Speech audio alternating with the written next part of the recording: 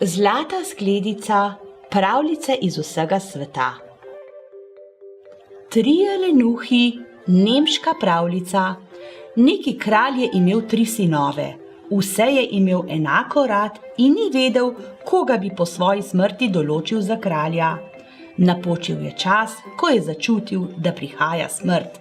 Poklical je sinove k postelji in dejal: Dragi sinovi, odločil sem, da naj postane kralj po moji smrti tisti, ki je med vami največji lenuh.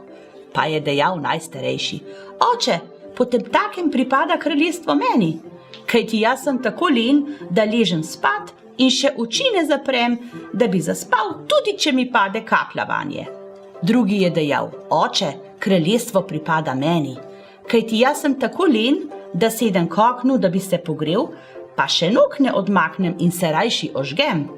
Tretji je dejal: Oče, kraljestvo je moje. Jaz sem namreč tako len, da če bi me obesili in bi imel ževeru okrog vratu, pa bi mi dali oster nož, da bi jo smel prerezati, bi se dal rajši obesiti, kakor da bi vzdignil roko k vrvi. Ko je oče to slišal, je dejal: Ti si največji lenuh in zato boš ti kralj.